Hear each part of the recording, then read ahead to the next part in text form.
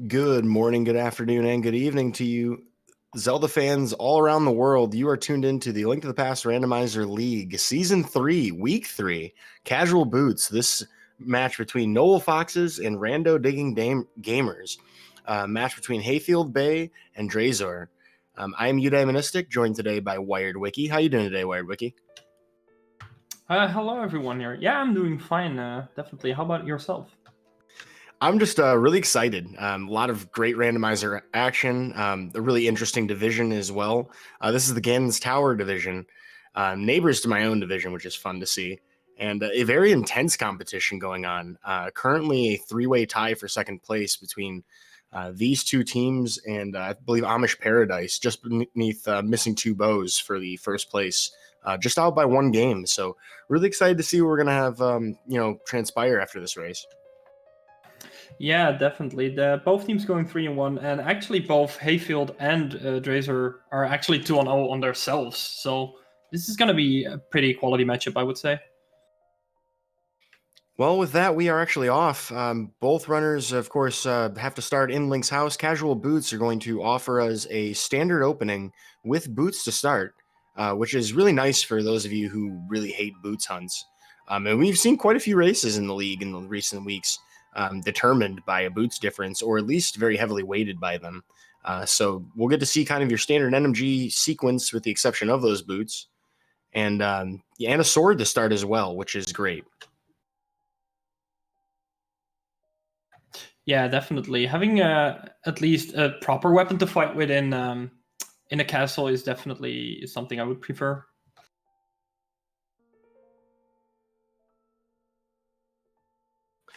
Well, this represents the very first match between these two teams this week. We will, of course, have another match between them later on this week. I'm not sure actually if that's been scheduled or not.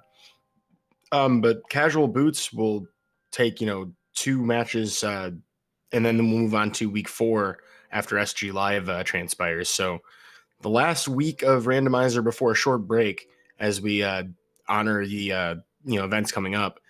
We see both of our runners heading into the back half of the escape. Slight delay between the two of them, but they're roughly in the same spot, as we wouldn't expect much of a separation at this point. Slightly faster blue guard out of HayfieldBay. Yes, and as we saw the Smolky in the first chest, at least the Smolky has to be in the front of escape. Can be in the back because of standard, obviously. Yeah, another thing to note about Casual Boots, we are presumed to have a light cone. You don't quite have the lamp necessarily yet, as all standard openings will give you a free light cone as you're doing the escape sequence. I mean, I think most runners in this tournament are very well skilled in doing them without a lamp or without any sight, but it's nice to have. And of course, once they've left the escape sequence, rooms will then be dark. So if they end up, having to do those dark rooms, that could be a difference in execution between the two runners. We may end up finding that out. A little bit about these runners. Both of them are active ladder runners as well. HayfieldBay having quite a few more races total, over 100. Dr4z0or having about 25 to 30. Dr4z0or also well known in the Francophone community, having participated in the last 2 tournaments. Very exciting to see what these two runners would be capable of today.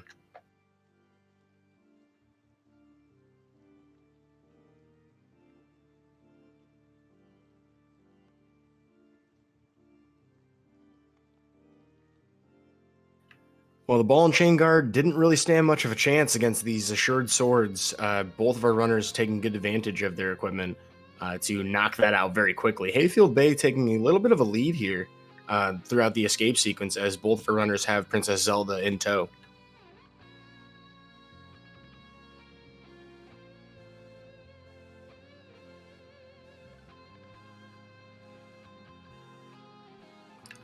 It's an interesting choice for these teams as to who they want for their who they want to play each of their particular weeks with, as Boots' execution is kind of critical in this week.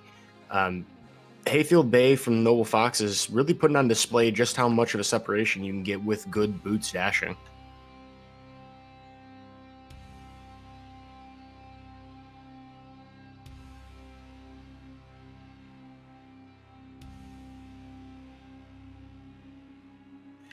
Well, as our runners continue throughout the escape and make their way to the sanctuary, our tracker today, being Kia Chen, I want to shout out our tracker for tracking both of these runners. That's a lot of ground to cover, and we're very appreciative of it, as well as thanking Amerith for doing the restream. We're really excited to see how the rest of this race transpires, and it's good to know we have a good crew behind us. Yeah, definitely. I think both trackers and restreamers are usually very underrated, so definitely a shout out to them for doing all the hard work.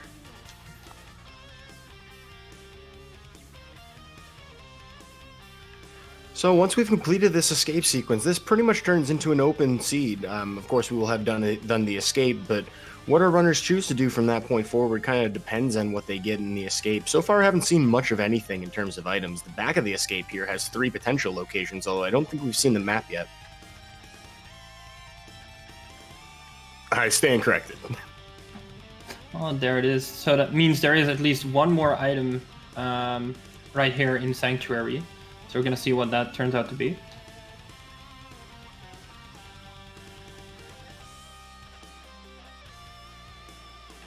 We're also looking a little bit cash flush as we leave the Sanctuary. 91 rupees to our name for both runners. Almost enough for the bottle vendor when we get to town, although no bombs to speak of.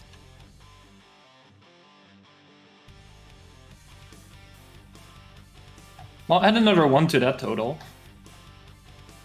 Yeah, really chipping away at that required 100 to check that location. So that will send us over to the village, and we'll get a quick map check. 2, 7, and 6. 6 being the desert crystals, so nothing but crystals here in the light world.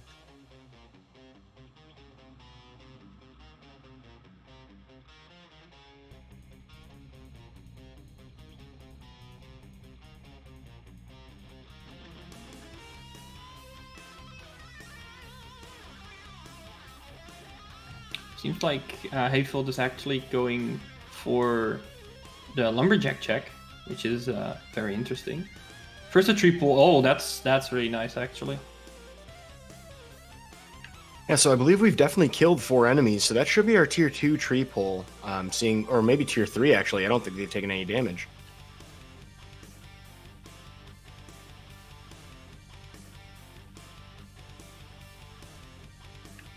Now you'll see a lot of people with different theories about how to approach the lumberjack check, as you can only access that having killed Aghanim. Usually, a lot of runners will avoid doing so unless they have the boots. This mode does give those to us for free, so it's a sensible check to make. Although a lot of runners will try to save some time by avoiding it.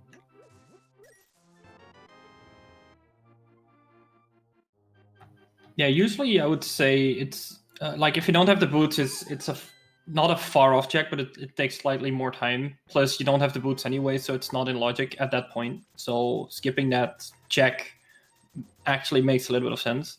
And while said that, we found the mirror right there in the forest.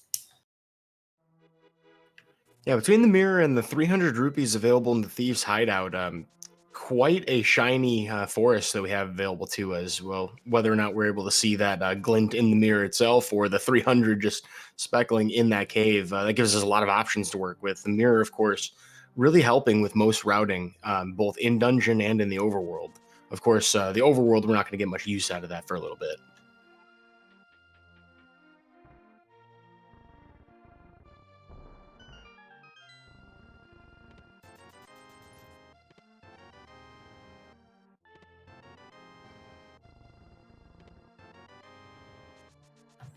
So far, Blind's HUD is bombs and money, which, I mean, money is quite handy. Bombs are kind of overdone at this point, but... And even more money. Well, they almost have Zora money as well now. Yeah, if we're counting all the things that you require money for in the seed, you need barely over 700 total. So being quite a ways through that count, definitely a boon as we're here in the village looking to continue onwards. With the boots, that does open up some opportunities in a little bit if we find a moon pearl for, say, some water walk checks using some sequence breaking, as the Zora combo would be hard to resist.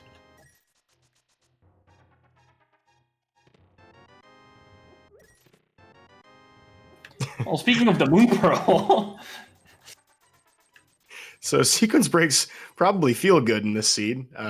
They might not, yield anything, but You can do it.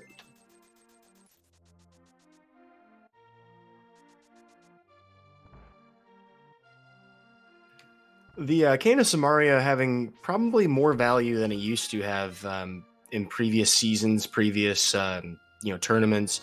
We've had a lot of sequence breaks made available to that, both Diver Down, Icebreaker. Finding that early definitely helps a higher tier runner, plan their seed out a little bit better. Yeah, those are definitely neat little tricks that can save you a bunch of time overall. Because we all know the Cane of Samaria is perfectly programmed and there's no exploits at all, right? No, it's all intended. Also, how many 300 pulls have we seen so far? That's at least 2. 3, I guess. So with that bottle, we also have the opportunity to check the Sick Kid, which really makes the entire village accessible to us, a convenient situation, as we find a little more health to work with here in the library, really turning out to be a friendly seed. Yeah, I think the only thing that would make Kakariko even better is if they found the flute, so they could have activated that right away. And oh, hey, there's a nice pair of gloves. If you thought the extra health and protection from the library wasn't enough, well, how about something for your hands as well?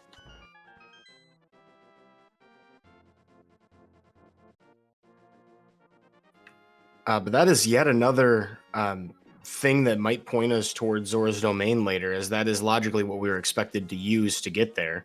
Either that or flippers, as there is a whirlpool that can take us over to that side. So that is now technically in play, although it is kind of out of the way.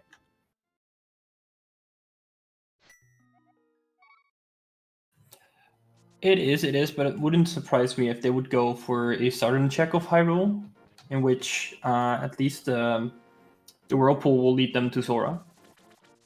With a little trick called fake flippers, obviously, but or water walking if you go to Ice Rod Cave. Well, the writing on the wall suggests heading south. HayfieldBay going to use that mirror to erase a block in the way and actually do both of these checks at the same time, whereas Drazor is actually going to head back to the sanctuary, possibly going east from here. I could be wrong, though. This seems like they're going to the mountain. That's an interesting play so far.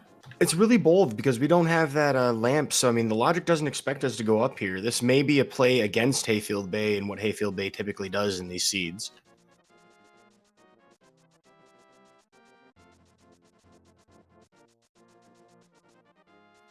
Now, we did see 20 rupees on the desert ledge. Because this sword is assured, I believe that represents the sword that we would have otherwise had in the pool. Is that correct? I'm pretty sure you're correct about that, yes.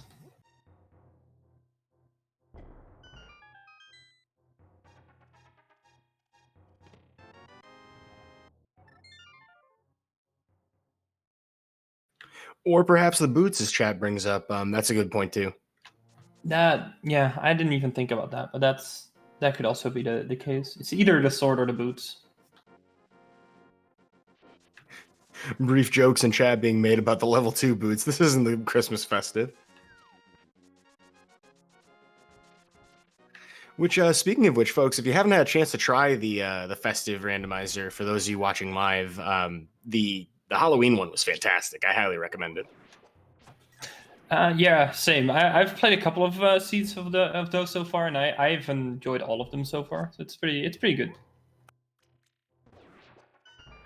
Well, we're getting divergent checks here. Drazer's turned in the old man, so he has a save and quit point available. Going to check the map and find pendants at Skull Woods, Thieves Town, and Ice Palace, whereas we find a hook shot in Mini Moldorm Cave.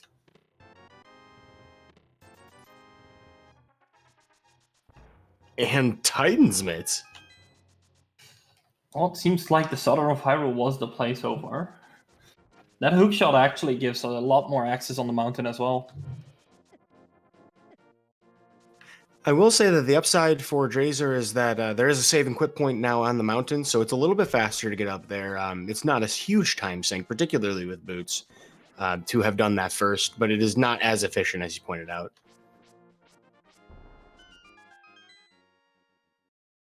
I think it would have hurt more if there was a hammer. True, that's true. And also with that, with those Titan Smiths, Dark World is actually accessible now.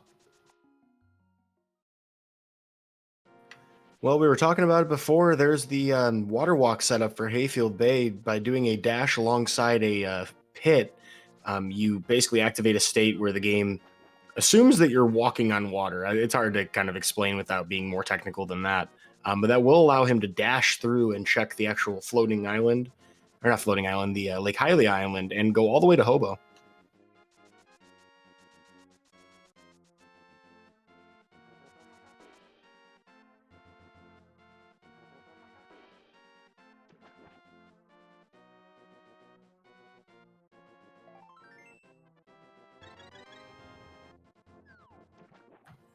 Yes, and I can only imagine Hayfield is now going into the World Pro and getting all the Zor locations out of the way. Yeah, really no better opportunity. As we see that Drazor had a slightly more efficient mini Moldorm cave, getting an easier kill with the bomb on the right Moldorm. Already having checked the mini, or the, or no, hasn't checked the Ice Rod cave, gonna head there next.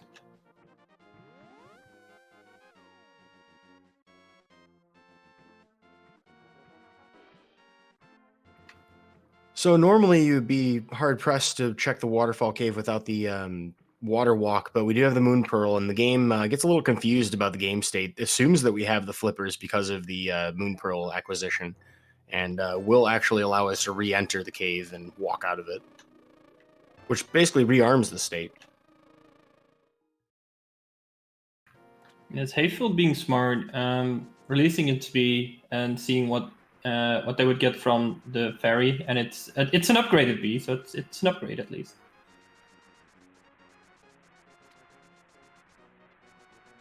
You know, I don't see a lot of people turn in the B for money anymore, but I guess that won't be an issue here.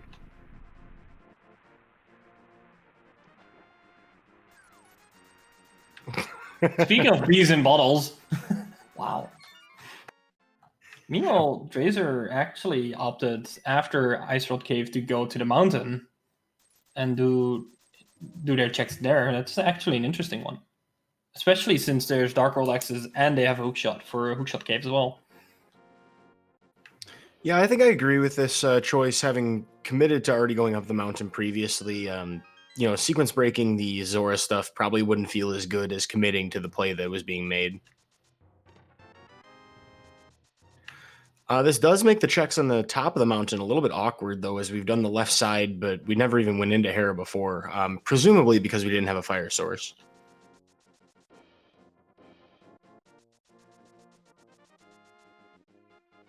I mean, now that Drazor actually found a hookshot, that issue might be solved with a little thing called Herapod.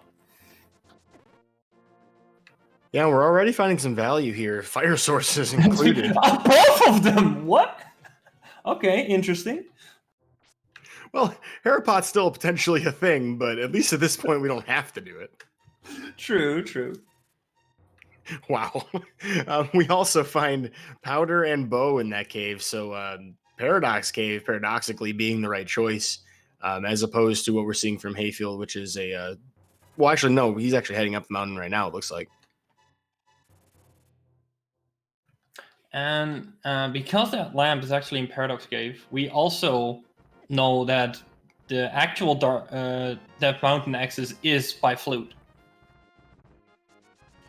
Yeah, so this does point to as a few different locations where it's likely to be found. I mean, we did have Dark World access, so it's not necessarily in the Light World, but there's a pretty good chance that we would find it if it were in the Light World, over in the eastern area, or potentially if the eastern area leaves a desert. There's actually quite a lot of places on the table right now. I would argue, though, that having access to this much sooner is certainly nicer for both of these runners.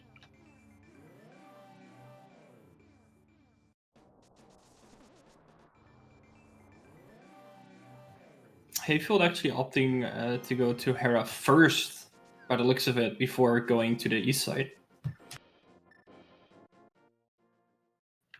Now, this could represent a significant turning point for the seed, depending on what we find in here. If there's something of importance behind, say, the big key on the big chest, or if he chooses the Herapod and not check it, that could be important. Finding the big key, though, pretty good luck for him. Alternatively, could be something under the small key in the basement, so we'll find out.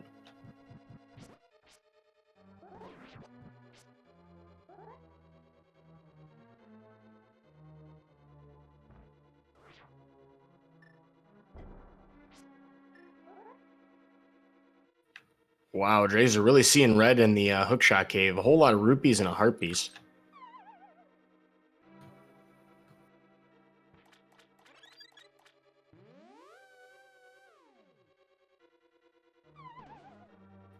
Got to give props to HayfieldBay for a very efficient Herapod as well. That was first try. There's that smoky we talked about. And yeah, so Hayfield found all the dungeon items, so there guaranteed is an item in the basement.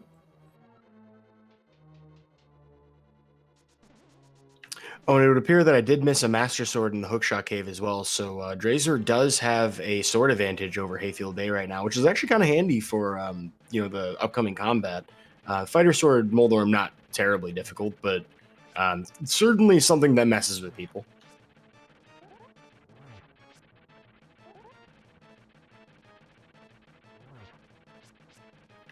I like the way HayfieldBay is approaching this fight. Ooh, that's scary. Trying to avoid clinking against Moldorm unless absolutely necessary. Kind of baiting the turn animation because Moldorm only faces you for a certain portion of his attack pattern. So waiting for that opportunity will get him in one go.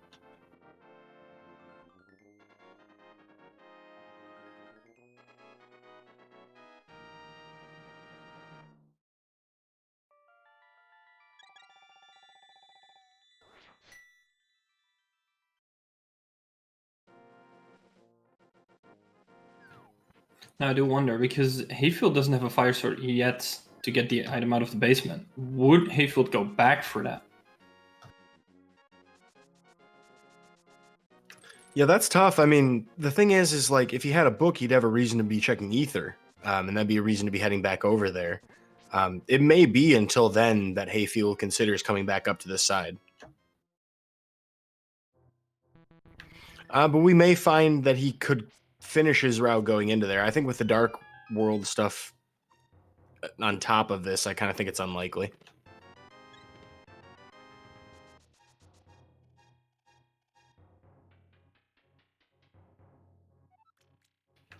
Drazer's Moldorm fight made faster and more efficient with the Master Sword. 3 spins is enough to take down the Moldy Worm, as we like to refer to him, or the Troll Worm, depending on your taste. Will be enough to get the crystal and finish up on the mountain.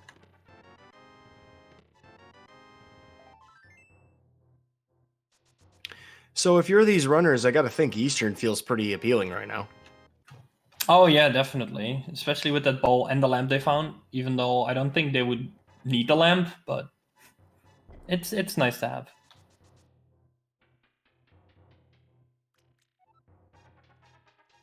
Yeah, other than that, I mean, what else would be the ideal scenario here? They do have the ability to go into the Dark World. I suppose they could go to Village of Outcasts. They could, but considering Thief Sound is a pendant, I mean, it's probably definitely worth to dip in, but it's also the kind of play that you not really want to make. Well, I got to admire the chutzpah of Drazor choosing to go to the tile room right now. As we discussed before, this could be a turning point in the seed. We know there's an item down here. Whether or not this is an important item could be a critical difference.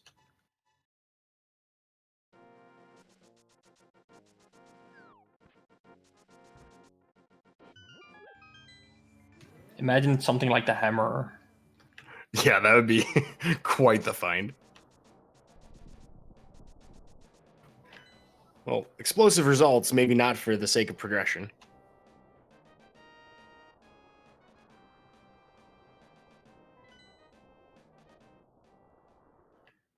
And that'll send Drazor back over to go through his portal, actually allowing him access back over to the right side of the Dark Death Mountain, I believe, to check the GT requirement, or maybe Spiral Cave? I think Drazor hasn't done Spiral Cave yet. Or I suppose I meant Turtle Rock, but yeah. Yeah, so Spiral Cave it is, and we will get the heart piece out of there, and that'll be it for the mountain.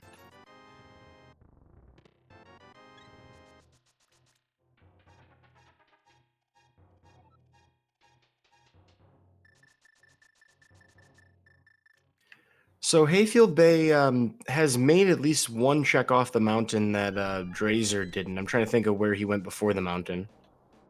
Hayfield actually did the Zora checks. I think that's the difference. Yeah, so that is the only difference in separation between these two runners' checks so far. Of course, Hayfield Bay not having done the basement of Harrow will save him some time overall, but it looks like Dr4z0or is going to be the first one to head over to the eastern area as Hayfield Bay picks up his Master Sword. Yeah, considering there are 3 items behind Sashula, and you can do Eastern, you can full clear Eastern. This is a valuable play. Yeah.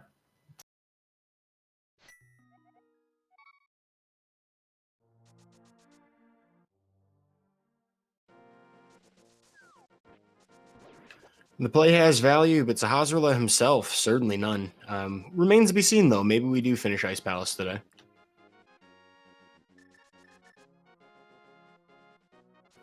But nevertheless, even if there's not a single item in Eastern Palace proper, we will at least get a crystal from this. So no reason for these runners to put this off until later. Without the hammer, no guarantee that we can do it in combination with Palace of Darkness, for it may actually be in this dungeon. I think that would be the best find for them right now, if they find the hammer here.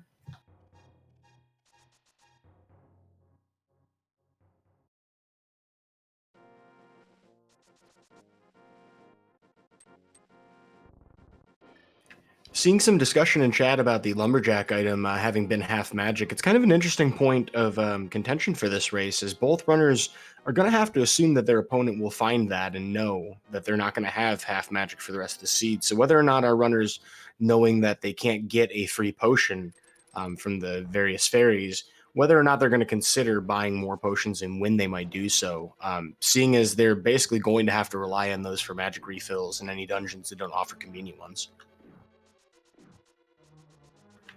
This may even impact dungeon order, as we may see some dungeons completed in the desire of getting a free magic refill.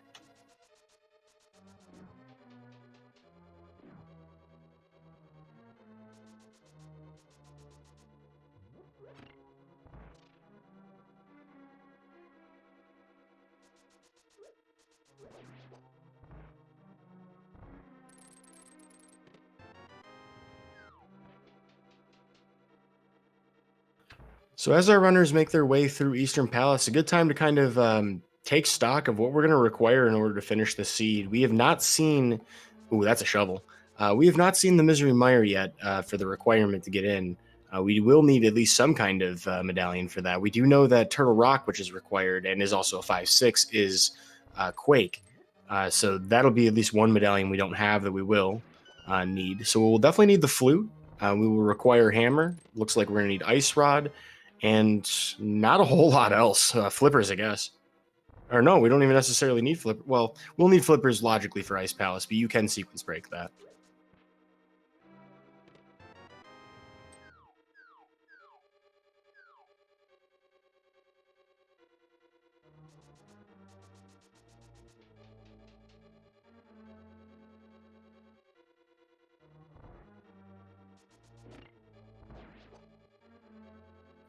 But other than the opportunity to check the shovel, not a whole lot so far here in Eastern Palace. I'm curious to see what the what's going to happen after this boss.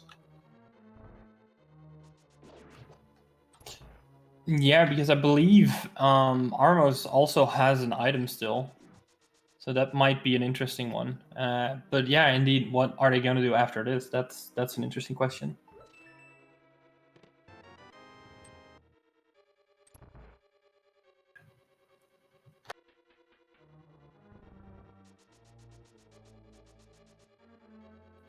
Well, despite having nearly half an hour transpired in the seed, if we were to ignore the 10 seconds or so separation in their timers, they're pretty close right now. I mean, for having done most of the same checks, Hayfield Bay, despite being a little more efficient during the escape, has kind of given up some of that time to Dr4z0or, who's been pretty efficient overall.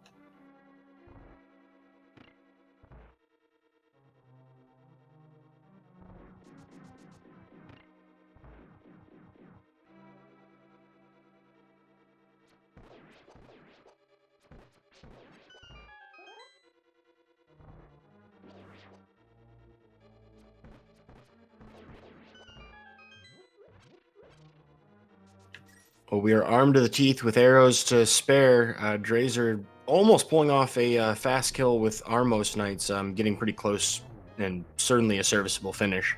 We'll see if HayfieldBay pulls off the quick kill.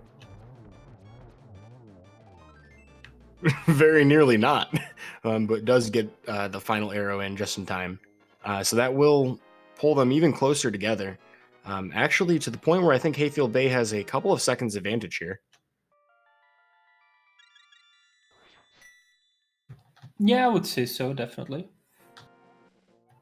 So Dr4z0or going to Sanctuary, I guess going to visit the Dark World, going to the portal in Kakariko. Yeah, it definitely feels like a safe bet here. But actually heading towards Kingston, it looks like. Oh, That's right. surprising. Yeah. Well, they found the Titan, so I don't think has either of the runners checked it so far. I don't think so, right? I don't believe so. Yeah, so that's a bug net. Which, all things considered, with the powder in hand, that's actually a pretty cool find. Seeing as we're not going to have a lot of free healing options besides the powder.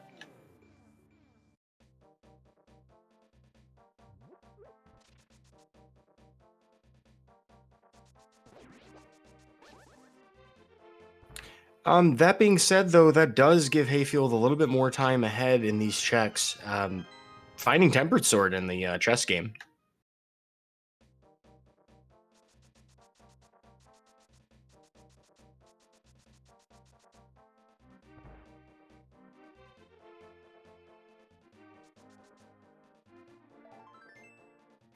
Yeah, so this is kind of a turning point here. I mean, Wired Wiki, do you go into these pendant dungeons? They're fully completable if you ignore the big chest of Thieves Town.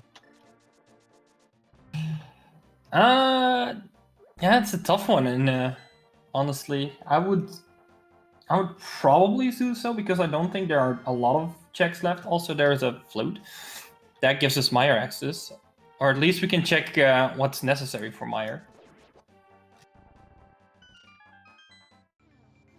Yeah, you almost kind of want to just go there and see, you know, I mean, but you have to lose a portal to do so, so it's a little slower having to, you know, open up that portal again here in the Village of Outcasts. So we'll at least see them activated. Whether or not they continue their overworld checks and maybe even dip into these dungeons remains to be seen after that. This also means that the whole travel through the mountain is now fully in logic. Yeah, so I think the only out of logic things that we've seen at this point, or things that are no longer in logic or haven't yet been in logic, yeah, that's the right syntax, would be Hobo and Waterfall Cave at this point. Yes, those are the only checks that are not in logic, indeed. But I don't think they had anything interesting. This is an interesting divergence point, though. Dr4z0or diving fully into the Smith chain. HayfieldBay going to opt to do the dig game first. I would say the dig game first is kind of a more traditional route when you have the Titan's Mitts, as you're able to do everything in one pass.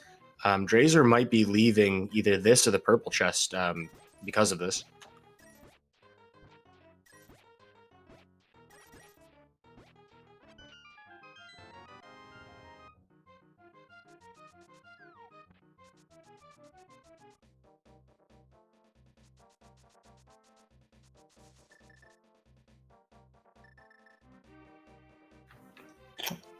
And Hayfield actually, right after digging game, is gonna check Stump PK45 and Dig Spot all in one, which is pretty convenient.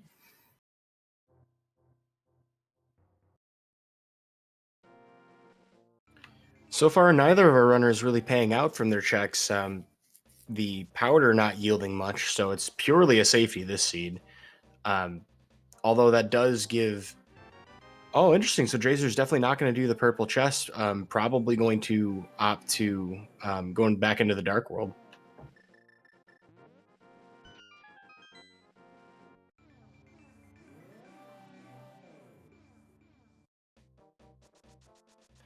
Oh, and that's a red mail from Stumpy.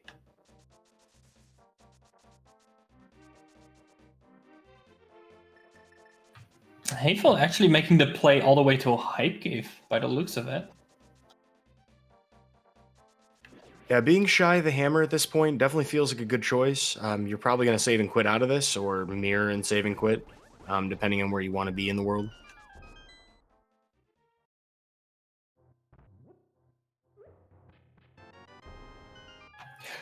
Oh, there's Quake. We know we need that for Turtle Rock, so that's a good one to find. And the hammer in hype cave. Okay. Now that's an interesting gut check moment. Saving and quitting there is a deliberate choice that many runners would be tempted to avoid just because, hey, I got that hammer, I can continue to Palace of Darkness. But I think the HayfieldBay here is going to go check the Mire area to see what that medallion is now that we know we have the Quake. Yeah, that makes a lot of sense.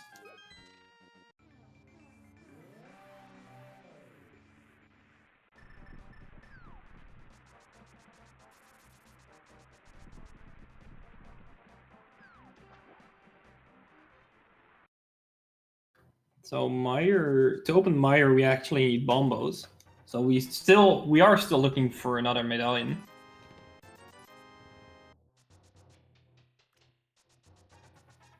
So I'm almost sure that for go mode now we need ice rod, bombos, and flippers.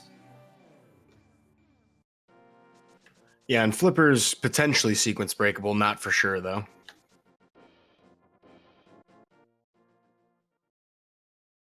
As it may very well be one of those items in Swamp Palace.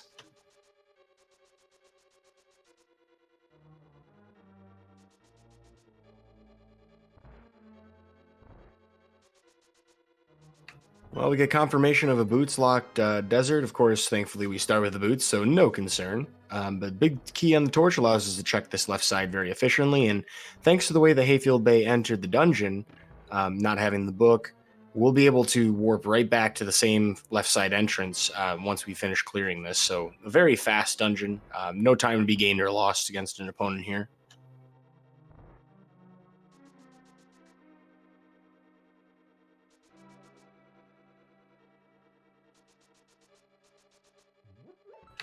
Okay. I've been mistaken. Apologies, Chad. Apparently, Swamp Palace is a crystal, not a pendant.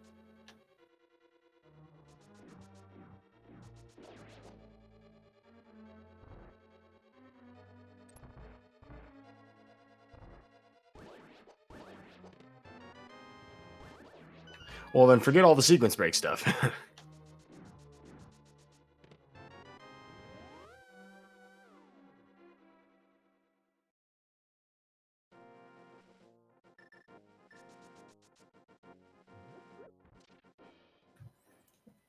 I believe so far Hayfield found nothing in desert. Is there still an item left?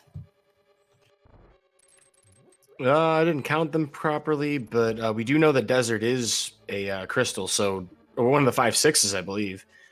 So definitely a reason to finish while you're here, anyway.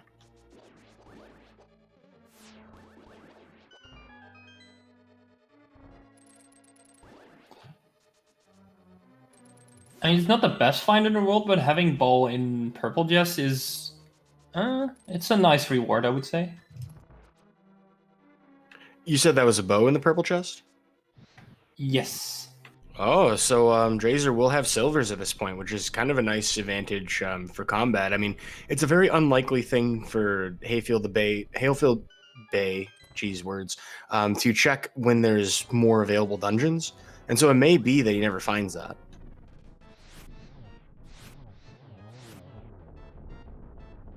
Yeah, I think unless there's like one trolley little item that Hayfield can find anywhere, he might check Purple Chest, but I don't think he's gonna go back for it soon.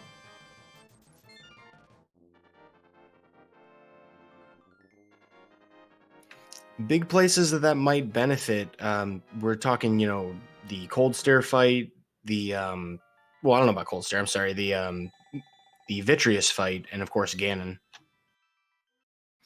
Maybe even against Lamolus, although we do have Fire Rod. Potentially Ice Armos in GT as well. Now, I'm seeing, some remarks about the Vitreous fight, speeding up a lot. I mean, it does make the Zero Cycle much easier to attain, but you can still, with Tempered Sword, do a Zero Cycle damage boost, and they are actually technically within a health range that would work.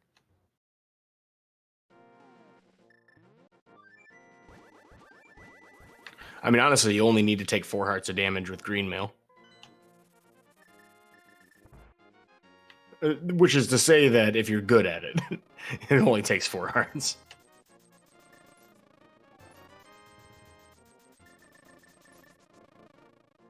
Well, I don't think HayfieldBay is going to be taking any chances picking up Blue Potion while the Flute is, on the table with an empty bottle.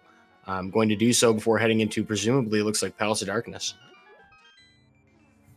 Yeah, I think this is exactly what you said before. Like, when are they gonna route in to buy potions because they can get that half magic and stuff? So that was a nice. Since they have the Flute, it's like a super easy thing to do.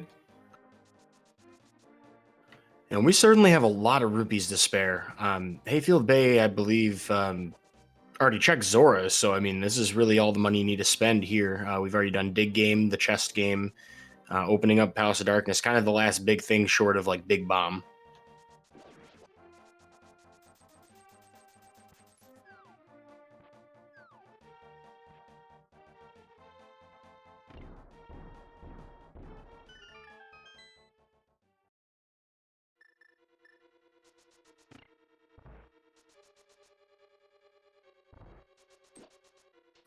So as we see Dr4z0or working his way through Desert Palace, HayfieldBay pretty much looking at about a half a dungeon, maybe even a full dungeon advantage if we're not counting the relative differences between Desert and Palace of Darkness. Finding a big key in the shooter room will lead us to the Bowlock side.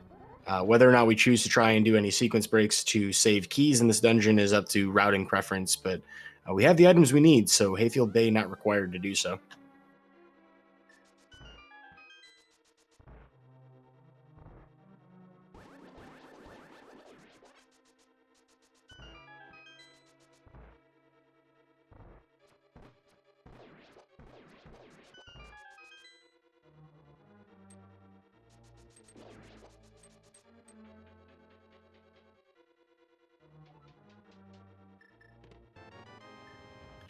The thing about the Silver's advantage for Dr4z0or is it's a pretty lengthy time spend, even with Flute, to go get that purple chest and take it there. It's hard to say whether or not he's going to save enough time, depending on whether a gold sword shows up or if HayfieldBay ends up having to check that purple chest later. The Silvers may end up not being worth it enough. As of right now, I would say for the Ganon fight with current equipment, yeah, it would probably be worthwhile.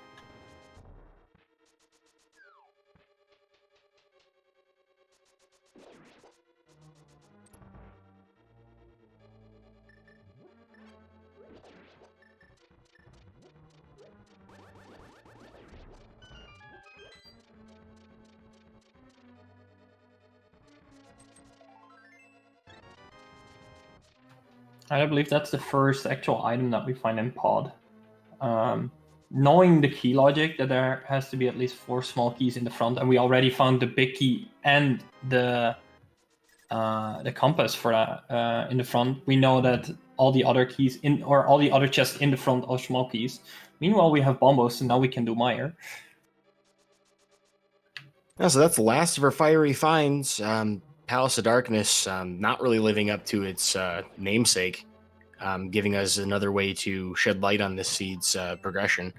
We will fully explore this, though, as we are still looking for that Ice Rod and Flippers. And speaking of that gold sword, hey, it's hanging out here as well.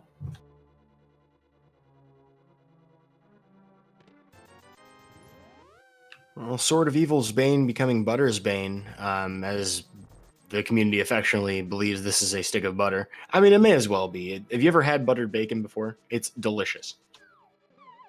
Probably not good for you, though.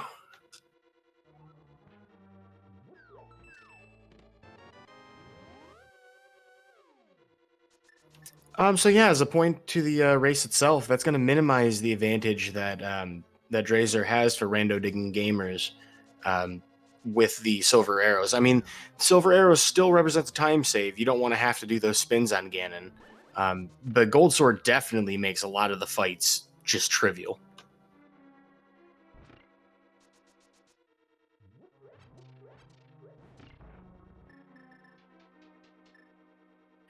I would even say we're at a point now where this is mostly an execution seed. We just need to see where those last two progressive items are for this to be a straight race. And the thing about Ice Road is it can be anywhere. Flippers is a different story, though.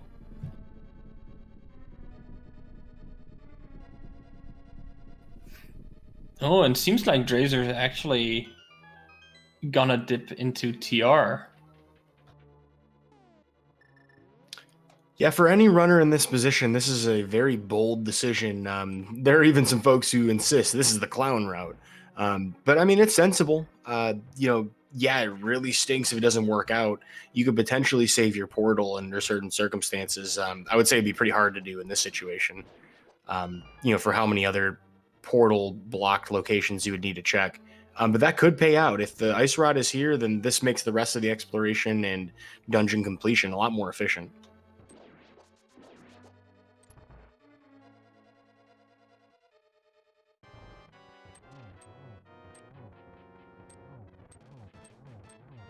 But I would definitely say this is the kind of decision you make if you're trying to play against an opponent you think has you pegged.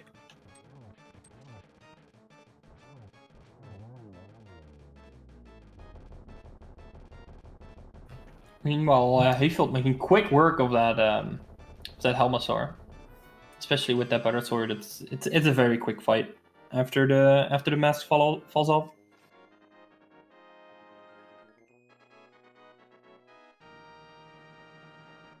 Yeah, there's just something about having the kind of equipment that HayfieldBay has right now that just makes you extremely confident in every situation. You just massacre every boss in your path.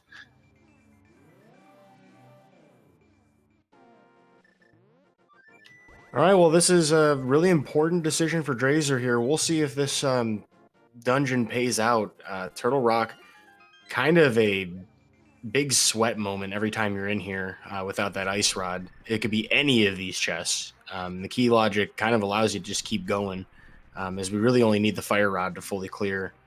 Oh, fire rod and Samaria to fully clear most of the dungeon.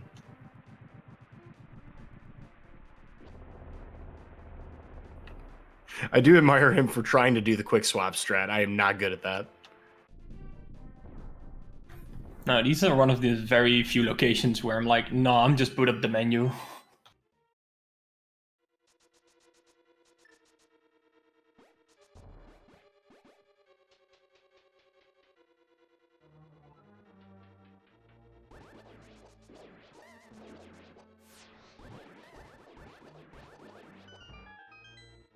All right, well, as Drazer continues further into Turtle Rock, we get the Misery Mire play from HayfieldBay. This is, I believe, a crystal, if we're tracker's correct on this. Yeah, we've had it updated. So this is a crystal that's required. There are 2 item locations in here. Whether or not these locations are friendly is another story. This could represent a dungeon that, if Drazer lucks out with items in here, could be some time save later.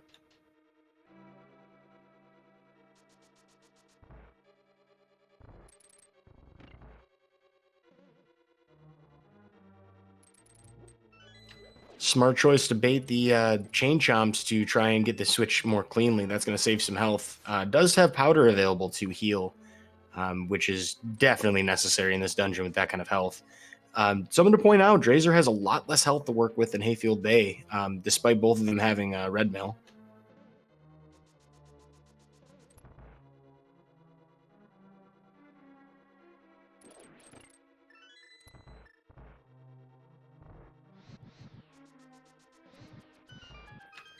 So, Wired Wiki, do you think that after you check this torch room, do you go all the way to cutscene chest, or do you go back into the main room? For me, it depends a little bit on what I've found so far. If I didn't have any items and no picky, I would definitely go to the torch room right here. Considering Hayfield found the big key, I would probably first check the right side because it gives you an extra check as well because of the big chest.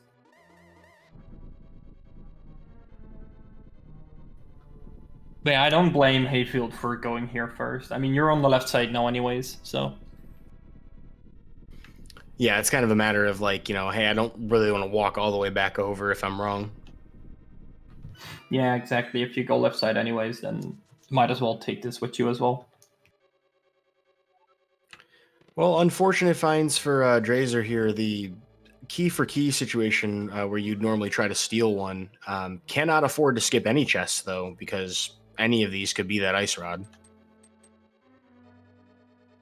Can even be a Mimic Cave. Which I am guaranteeing we'll see here. If we don't, then Dr4z0or is just like 300 steps ahead of me.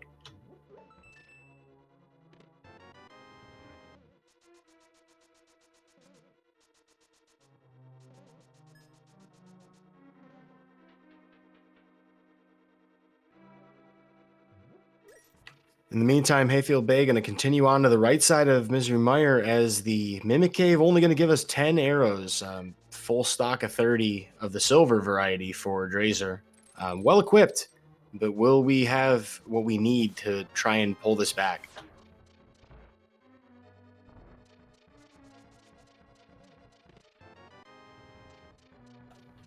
Hayfield finding the 10 arrows in the big chest and nothing else, so that means Vidi has an item.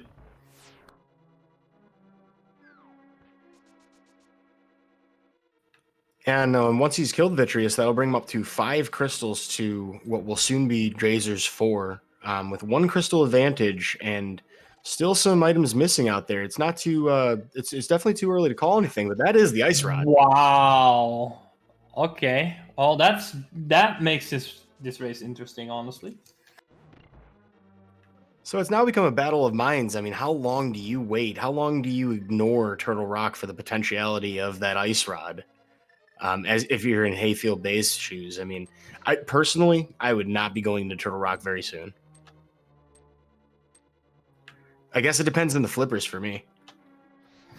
Yeah, I think once Hayfield would have the flippers and fully cleared Swamp, I think there is a chance Hayfield might go to Turtle Rock and just hope that the ice rod is there instead of checking other locations. But as you said, it merely depends on where the flippers are.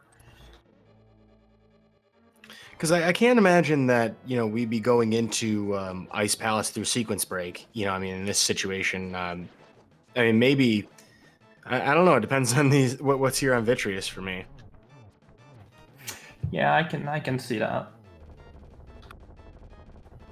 I mean, for Dr4z0or knows that they don't have to go there because of Ice Palace being flipper locked in Logic, and well, that's his only item that he needs. Meanwhile, that book is interesting as well. Yeah, and it's the sort of red herring that's very likely to push HayfieldBay to at least check the tablets before considering, you know, Turtle Rock. Although that is a reason he might be heading up the mountain, so that may actually lead quite nicely into Turtle Rock.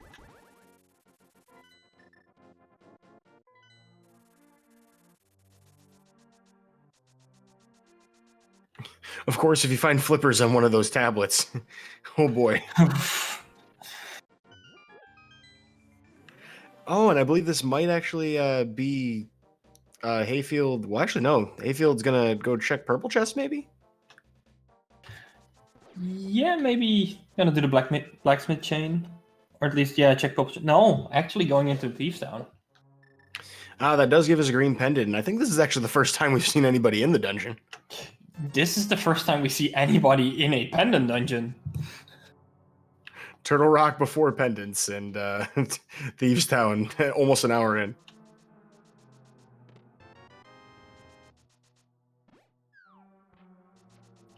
Good use of quick swap for Dr4z0or here on the Trinex fight. Looking like about a 2-cycle, maybe more depending on the movement there. That was an unfriendly movement out of Trinex to move left. Yeah, will result in 3 attacks, but definitely an efficient fight altogether.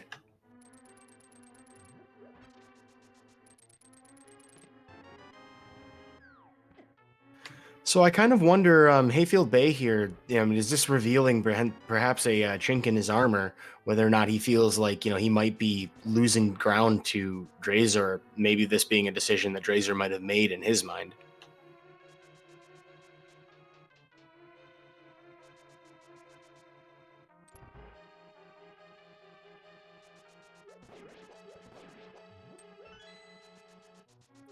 It's real tough for us in the commentary booth to try and, imagine what somebody's thought process is when who knows even what you're thinking about with your opponent.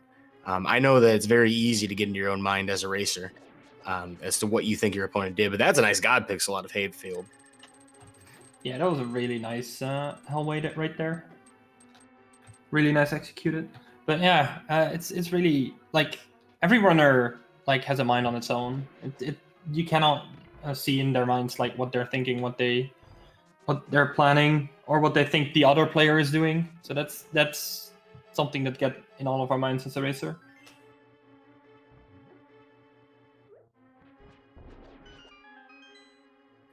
Well, that is 5 and 6 for Dr4z0or, so we're going to go do the Super Bomb, which is just 100 out of the 1,300 rupees he had available to him.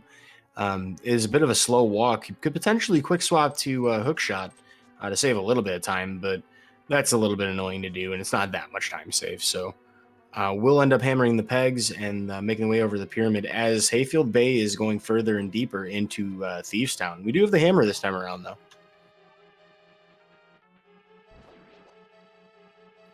Oh, goodness, if flippers were here.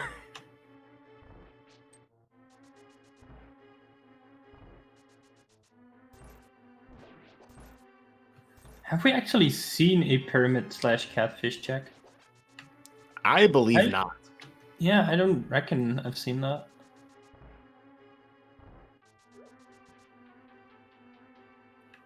Well, that's a cape for Dr4z0or and actually a green potion out of the Pyramid Fairy, which is a very handy find. Yeah, considering they're not going to pick up the half magic, that's a good one. That's a good reward to get.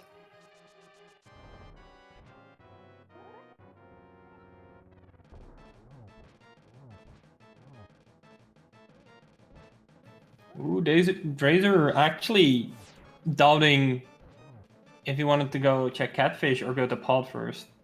In the end, deciding to go to catfish first, which I think is a fine play because else you're just gonna isolate that location. Yeah, like if you're going to do it when you're doing the pyramid is really the opportune moment. You can easily flute over to Palace of Darkness. You can't easily flute over to Catfish. Well, that's blind down for HayfieldBay, so that is green pendant on the table as well. So Hazrilla not paying out for us early in the seed, or at least his storage closet isn't. We'll see if HayfieldBay checks that shortly. I'm kind of surprised he isn't going right for it, but we will get a Smith chain check, so a fairly likely shot at seeing the silver arrows as Catfish, just a piece of heart.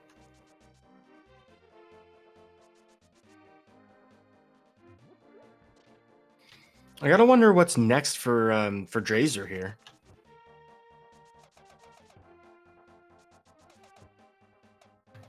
I would say for Dr4z0or, pod would be the play.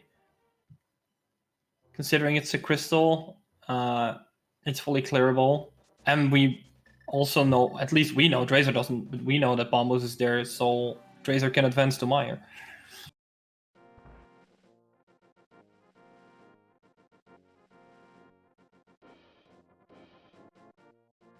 Yeah, given the uncertainty about whether or not it was Catfish or Pod, I think you're right on that front. Pod really is the next place to be at.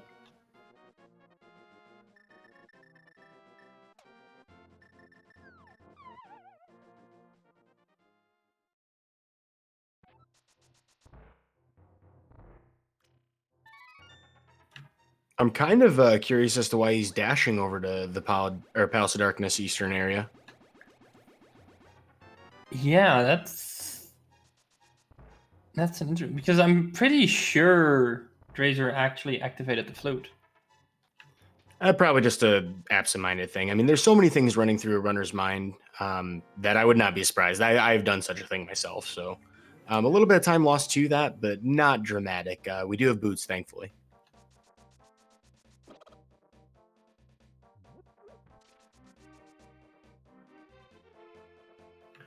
Drazer's teammate in chat, Grink, pointing out that I don't think Drazer actually checked the pyramid itself, only the pyramid fairy, so that could still be our flippers. Oh yeah, because we haven't seen pyramid. That's that.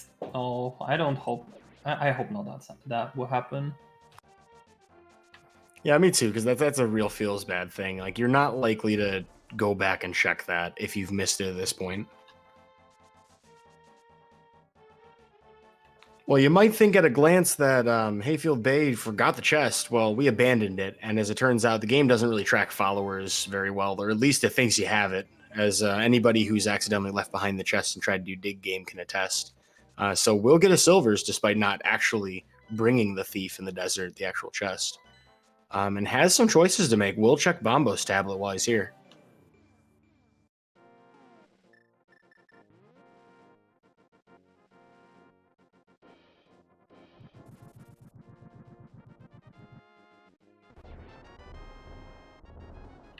Well, that's on brand, I guess.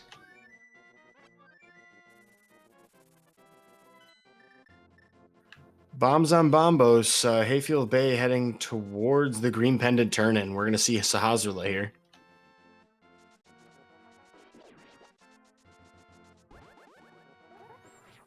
And it seems like Hayfield is slowly running out of locations to check at this point.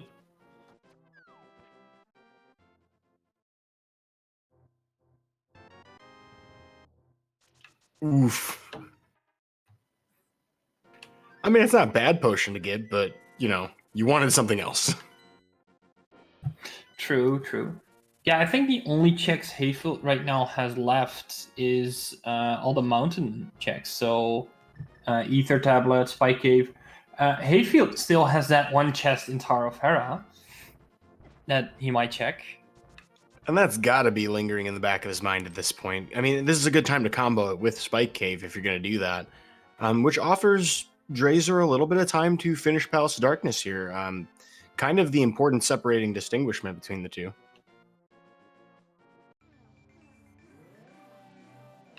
If Drazer manages to not go into Thieves Town at all, this could actually pull a lot closer.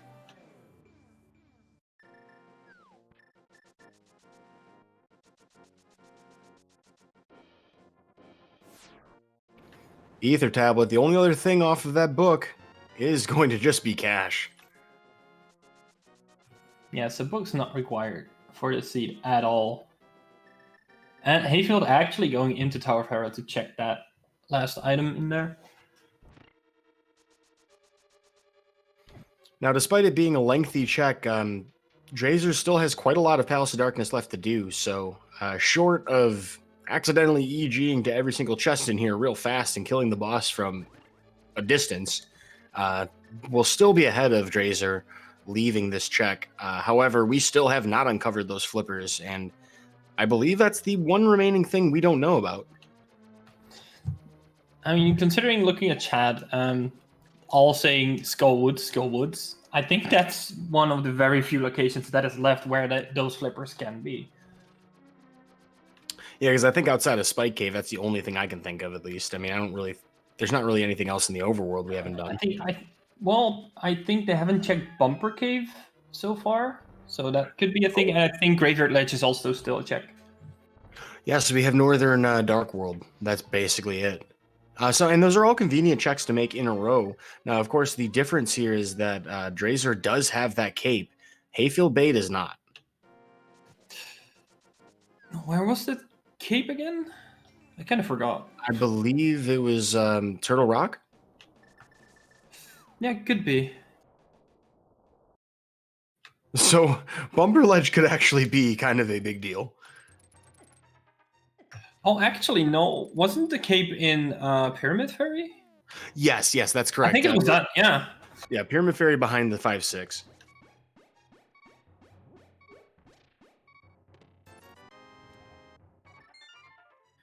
Well, a close call for HayfieldBay to get through the Spike Cave. Unfortunately, just 5 rupees for your trouble, so not much consolation of a prize. Will be continuing his checks. I believe going to head into Turtle Rock now.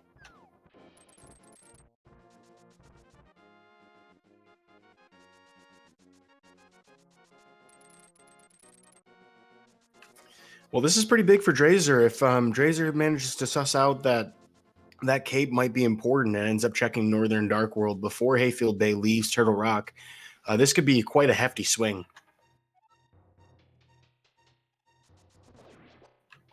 This would offer him the opportunity to potentially go mode Misery Mire.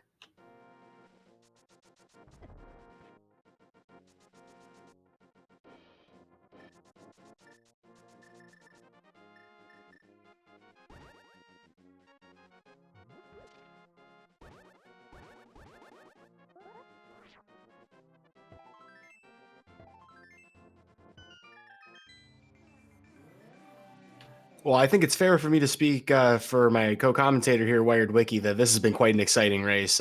With still a lot of race left to go, but as our runners kind of cross over each other's paths here, and Drazer does his Helmasaur King fight, I want to remind everybody, if you're enjoying this race, definitely check out these runners on their own personal Twitch channels. They're going to continue racing throughout the rest of this league. We'll have a command in chat so you can see where their channels are actually located, but that's the best way to show them support. Of course, being here and watching them, definitely appreciated, whether it's here in the live channel or in an actual VOD after the fact. We appreciate having you here.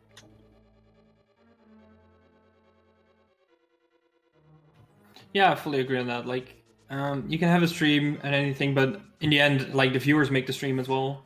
They're equally as important as everyone else who's working behind the scenes and stuff, and especially the runners. Additionally, of course, I do want to thank our tracker today, Kia-chan, for keeping us up to date on the information that's actually going on with the seed itself. Gives us a lot of resources to work with, so we appreciate that.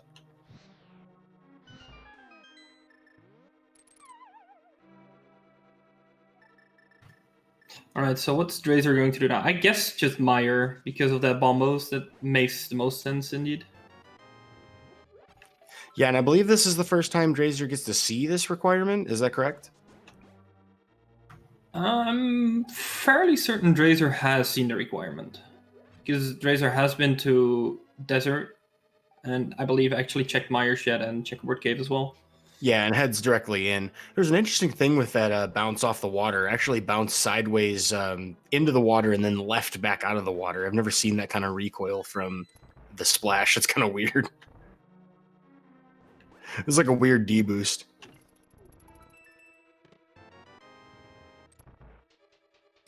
All right, so unfortunately for Drazer not doing this before the northern checks, which is sensible. We would expect that this would be kind of a normal place to be going. It's a crystal you can complete. Will likely not lead to a go mode or opportunity here, or at least will likely be a full clear.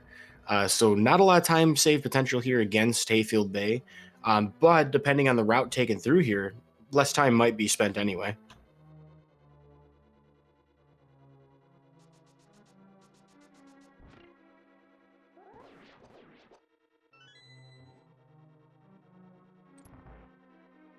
That is an interesting bunny spray.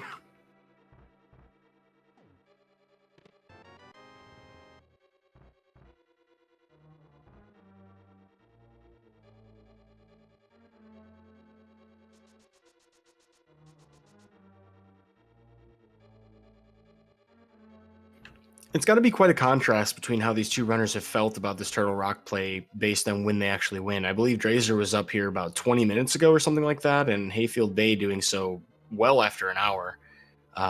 It's got to be two very different feelings coming up here at these different points. Yeah, I can imagine, because for Drazer it was a pure gamble, and for Hayfield barely has any locations left, so Hayfield's gonna be like, okay, there is at least flippers or ice roll should be here. So Hayfield might feel a little bit behind because doing an empty Thieves Town before attempting Turtle Rock and hoping that there's an item there that would help. Yeah, it's definitely a bad feeling.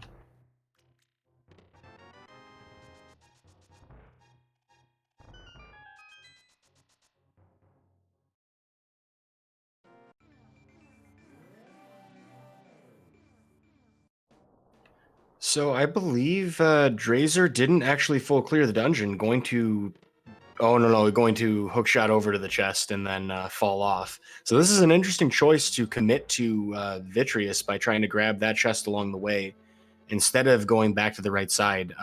Since we will find the item on Vitreous, this is actually going to represent a time save. Maybe. I'm not quite sure because I don't think Drazer found the second item, so Drazer might go back for that. But if Drazer can hold off on the cutscene, then it is indeed a time save. Yeah, although that's it's a really slightly good point. because although it's slightly because Drazer still have to do the front of Mystery Mire for the second time. Well, I was really impressed to also see a different Ancilla manipulation in terms of how Drazer set up the spooky action glitch, actually using a silver arrow instead of a dash to occupy the either third or fourth slot, I believe, for the Ancilla. Basically, taking advantage of the spooky action variable with a different means than just using the boots. Uncommonly seen, but definitely interesting.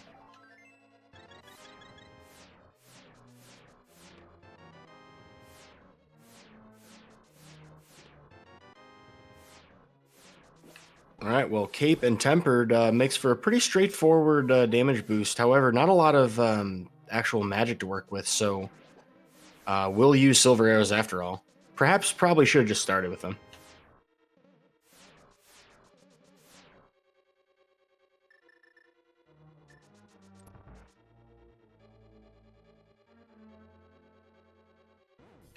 Well, this is kind of fascinating. Whether or not Drazer decides to head into the northern checks is going to be kind of a determining factor here. Has the opportunity to pull ahead if he beelines directly to where we know those flippers are almost certain to be, at least that region. However, if not, then this probably pulls apart, as HayfieldBay only has so many checks left.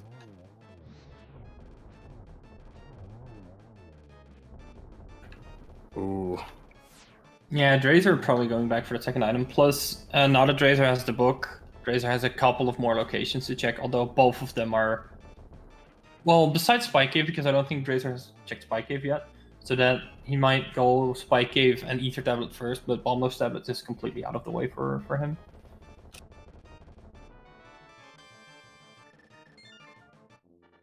Although on the other hand, what I'm thinking about, Drazer might just hope that it's on Bombos, that the flippers are on Bombos Tablet, and he can go immediately to Swamp.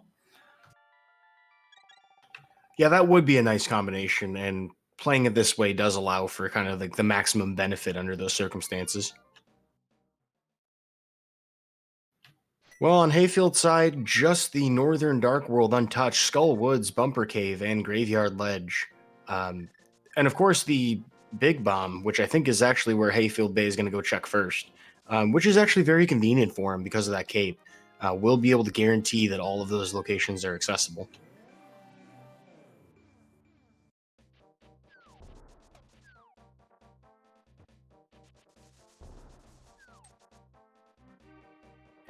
There's still a window of opportunity here for Drazer if he heads immediately to the northern checks, particularly to Bumper Cave or Skull Woods right away, as those would be the things most likely to benefit. Although, I mean, it basically has until HayfieldBay turns in that cape to turn this into an advantage.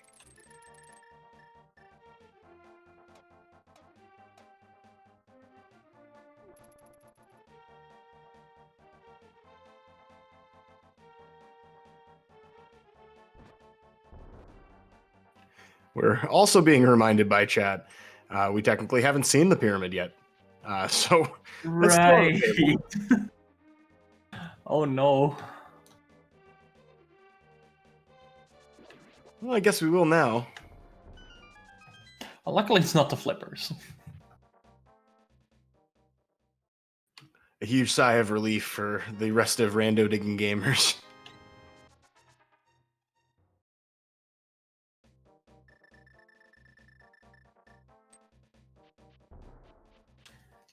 Hayfield opting to go to Catfish. Maybe route in, or maybe just going to the left, leaving Catfish and go to Graveyard Ledge and doing the Skull Woods checks. Yeah, I like this. It's a lot more annoying to go the other way around if you're going to end up at Catfish. This hook shot across the broken bridge is more convenient in this direction than swimming over.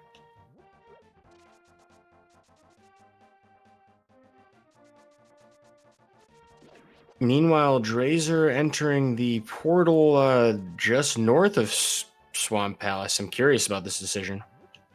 Probably that Bombo's tablet. Probably hoping it's there. Yeah, you mentioned this. To be fair, that would be a play I would make, honestly. Yeah, it makes a lot of sense. And the maximum benefit, kind of argument, hey, this is what will give me the most of an edge in a race. Exactly.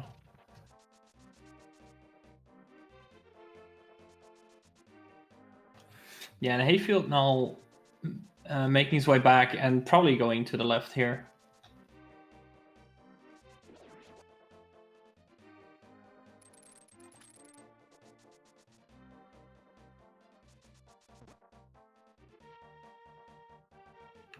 Drazer does still have the book available, so Ether Tablet's going to be checked first. This is unfortunate for Drazer.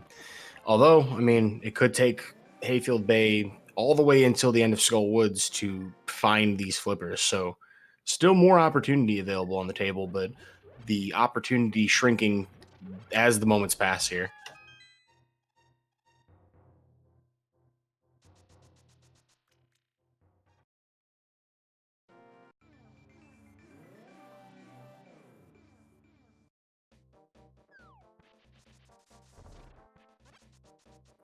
That being said, we still have GT ahead of us. There's potential routing difference there. And once both runners have the flippers, it's going to be pretty much a straight shot to the finish.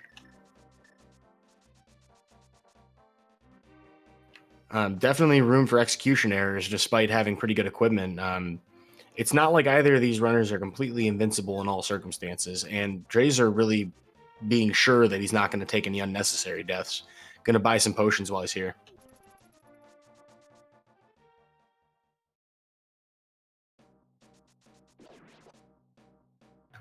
Hayfield the first one to go to Skull Woods, although it might be that Drazer is not that far behind at this point, depending on if Drazer is going to Skull Woods first or Thieves Town. Yeah, I would say that this is the determining decision of the race.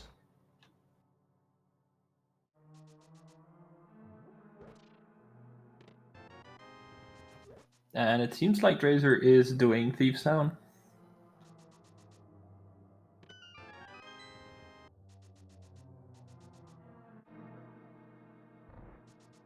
Which I understand the play. It has more items. It's also the green pendant. So it makes a lot more sense to do Thieves Town before Skullwoods, honestly. And, well, in Pinball Room right there are the flippers, and that's your go mode for Hayfield. So the best case scenario for Drazer at this point is only checking the front four and leaving. Seems kind of an unlikely prospect at this point once you have so few locations remaining. Although I will say that between the two runners, not a lot of locations difference. Really just a couple of the Northern Dark World checks left for Drazer outside of these two dungeons. So HayfieldBay, presuming that he does the fast tech in Swamp Palace, will have a very fast clear with a diver down. And will become his race to lose if he doesn't lose a whole ton of time in GT.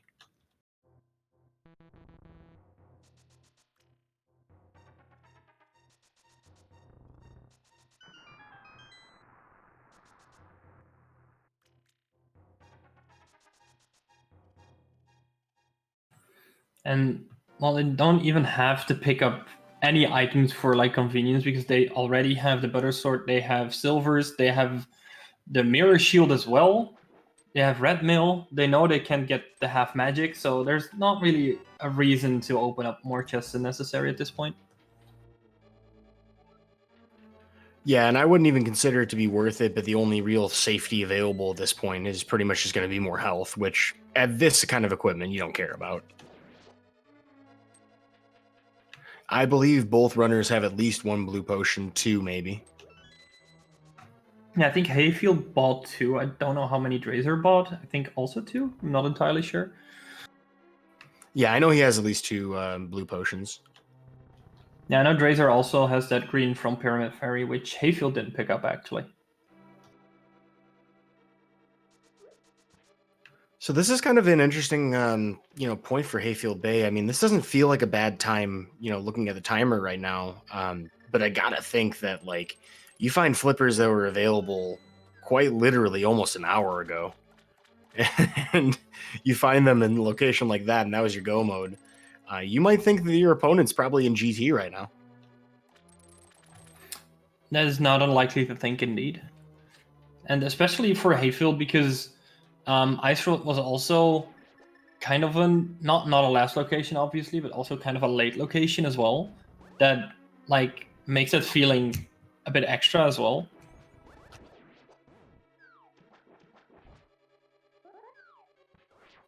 Well, despite some initial difficulties with the diver down here in the northern part of Swamp Palace, HayfieldBay pulling it off, going to head on to Argus, equipped, loaded for bear, or at least puffs, as we will see what I assume to be a very rapid kill. Maybe an attempt at a zero cycle. I don't know. It's kind of a bold strategy, but it'd be exciting.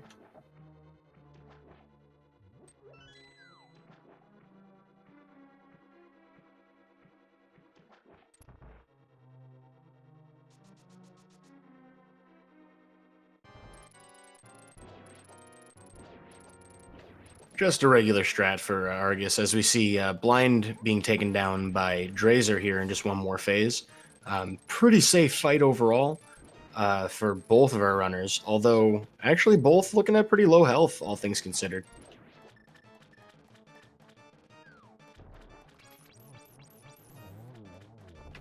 Ah, yes, the Ice Rod. Gotta love to see that against Argus.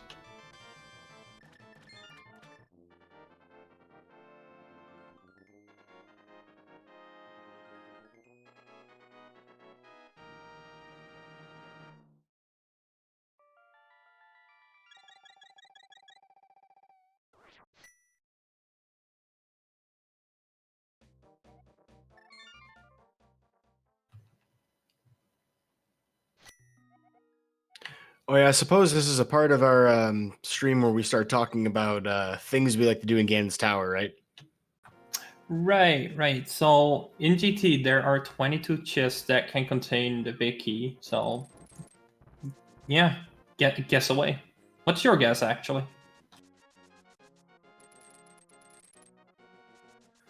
Well, so typically I'd pick 14, but somebody sniped me real fast on that one. So I'm going to guess it's the 12th chest of GT that HayfieldBay will find the big key. Of course, you will be the first one into GT no matter what. So, you know, we'll be going off of the chest guessing or the order that HayfieldBay opens them. What about you, White Ricky? What do you think? I usually go for 9 or 14, but I think both have been said already. So I'm gonna go with 6.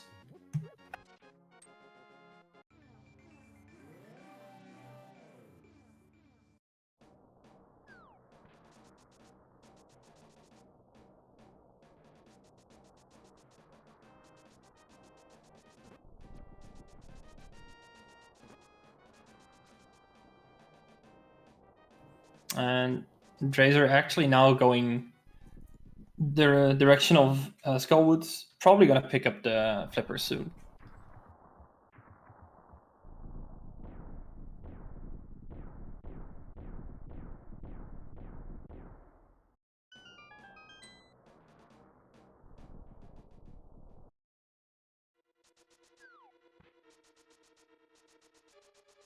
Yep, so we'll take the long way around to avoid getting soft locked. Sound strategy in Skull Woods. But here in GT, we got a first chest being a key and then 50 rupees on the second chest for HayfieldBay. With that key, we'll continue on to the right side.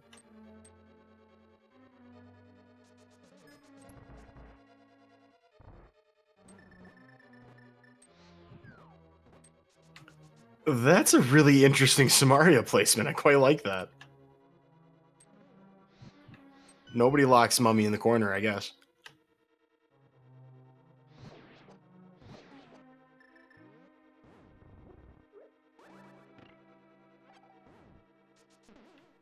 Having to rely a little bit on a magic drop to get that last Samaria block in there. Number 3 being a map. Number 4, 20 rupees. 5 more rupees. And 6, even more than that. As if they weren't rich enough yet. Yeah, somebody's got to talk to the tax collectors of Hyrule. They're not very efficient. They're just stashing cash away everywhere.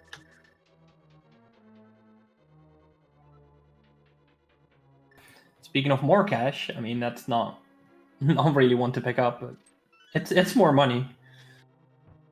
Is cash a plural, a singular term? I mean, can it be both? I think it can be both, right? English is weird. But that's 7 locations down. 8 being yet another pile of rupees. 9 a key.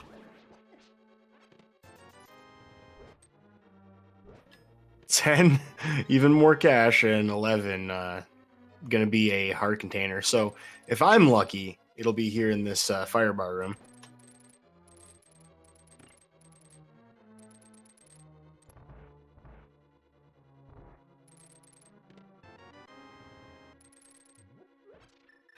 Feels bad. Rip the dream. Well, our search continues.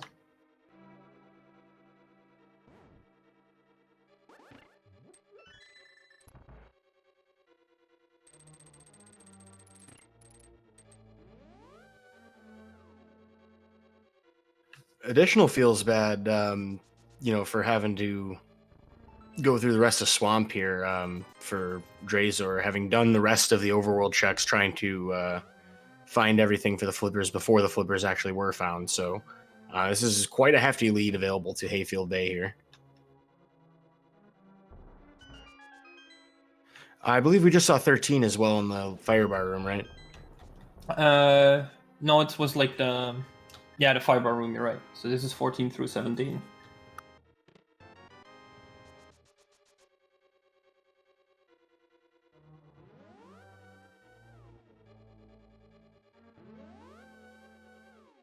So now we only have Bob's chest, Ice Armos, and everyone's favorite tile room. Everyone's favorite but the runners, unless you're the sort of person who does that first and loses a race over it.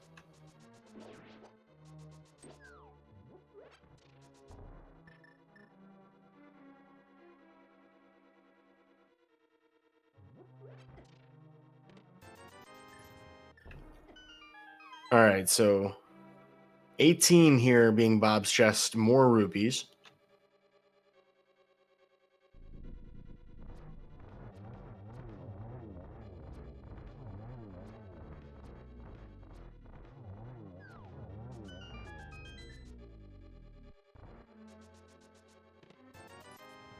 Mm, 19, 20, and 21. 21, wow. No tile rooms for us today, but the maximum opportunity for Drazor to pick some time up if he does go straight to the Ice Armos from the right side. Not exactly a super likely choice, but definitely on the table.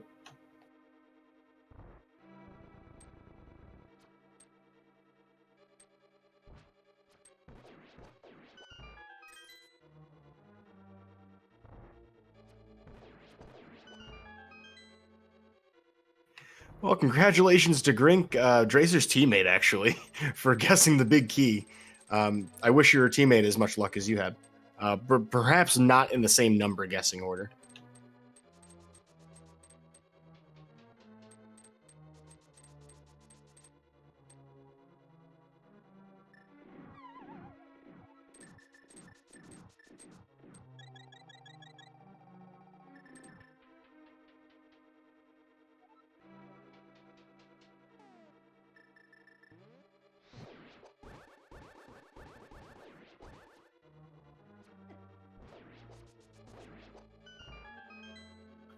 Well, as we see HayfieldBay climbing GT and Drazor making his way up to GT, Wired Wiki, we have a couple other races on the schedule, don't we?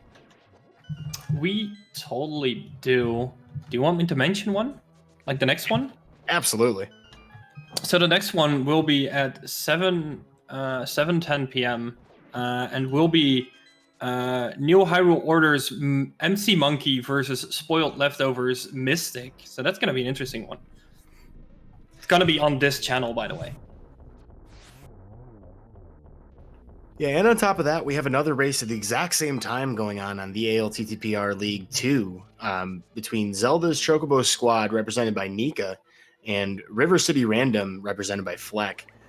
So we have a couple of different races going on at that window. We also have Worldwide Wimpy from Land of the Blind versus Don Venier of Boomer Friendly on the ALTTPR League at 10:10 p.m. tonight.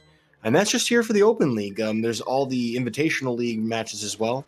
For those of you interested in volunteering for this stuff, if you don't have any commentary experience, these open commentary matches or the Open League is a great place to get that experience. Maybe you want to be participating in the Invitational League. So all you got to do is sign up for the role in the Discord, read the commentary guidelines, and request to sign up for a match. I was fortunate enough to have a veteran commentator partner today, Wired Wiki. Thank you for joining me today. I mean, likewise, of course. You've been a commentator for quite a while, if I'm not mistaken, and so far, you're doing an awesome job, dude. Yeah, it's been a fun time. I'm happy to have so much randomizer to talk about, to be honest with you. There are so many teams in this league. We started with, what was it, like 50 something teams last season. And then I think the admins made a wise decision to kind of separate it into an invitational and open format. But both leagues very competitive.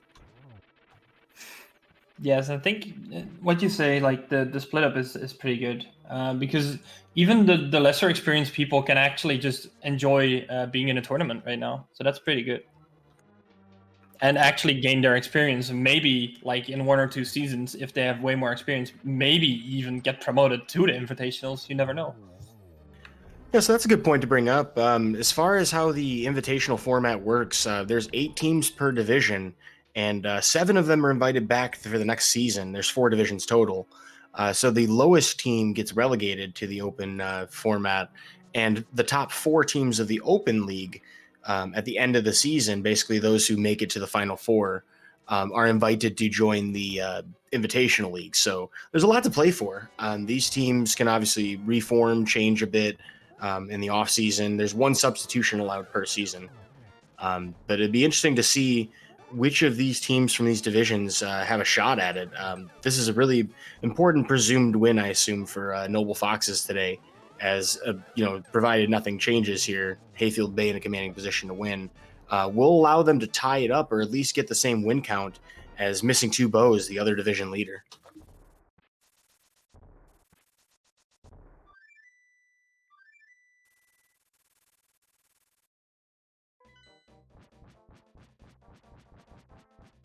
All right, HayfieldBay actually got a triple on the last Aga pattern, so that's pretty good.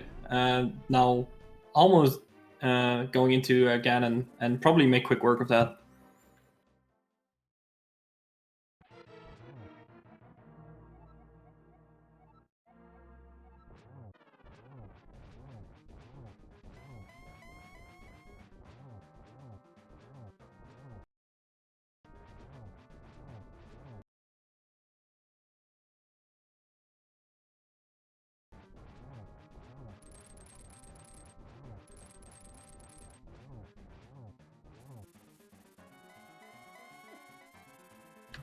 Well, here we'll get to see the true power of the most, advanced equipment available to us. Gold Sword and Silver Arrows. Just 6 swipes for the first 2 phases, 4 to finish off phase 3, and a swipe and arrow combo 4 times for the final phase. HayfieldBay looking to close this out pretty soon.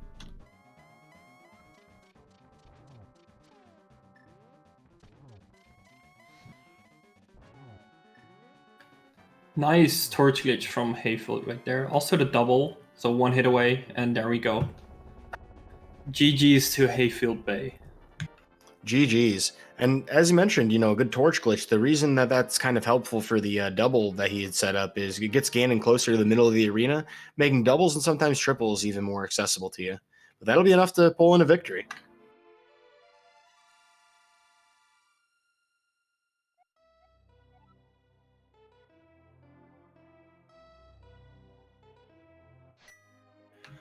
With that, HayfieldBay finishes in first place with an official racetime.gg time of 1 hour, 33 minutes, and 13 seconds.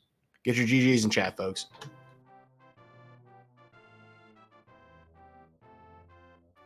We'll see if we can get HayfieldBay in for an interview as well.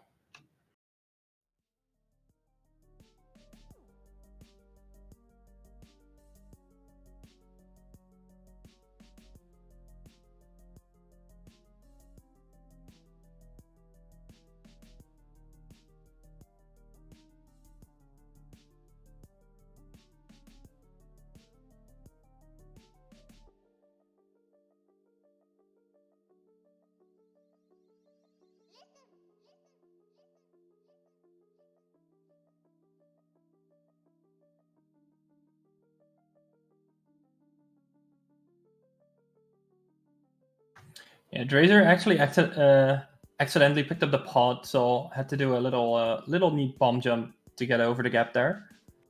Pretty well executed, I would say.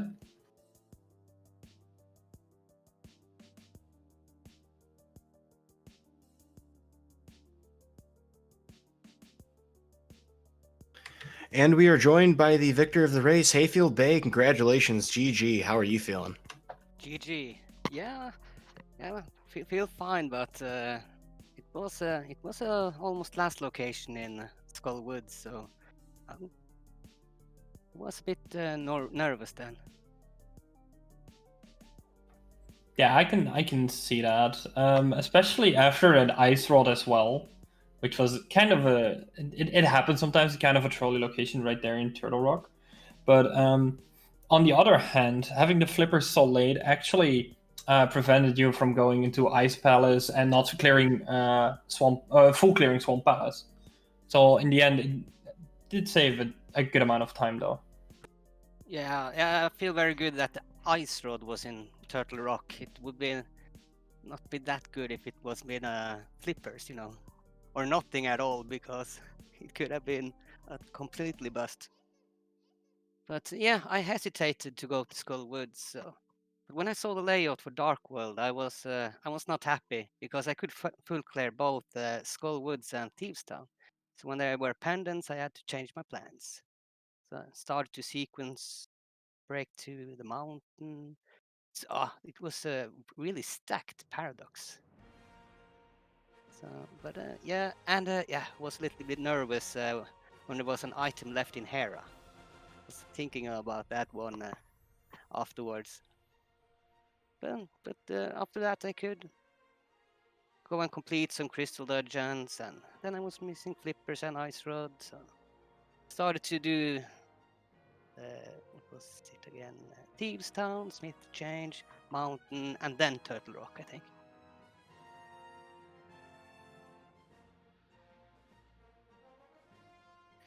Well, this makes you 3-0, I believe, in the league. That's an impressive start. Do we have any other particular weeks to be looking forward to seeing you racing, or is your team still working that out? I'm looking forward to next week. Actually, it's a spoiler pilot, Kisanity. So we Noble Foxes, we will be facing Noble Foxes Academy. So that will be cool.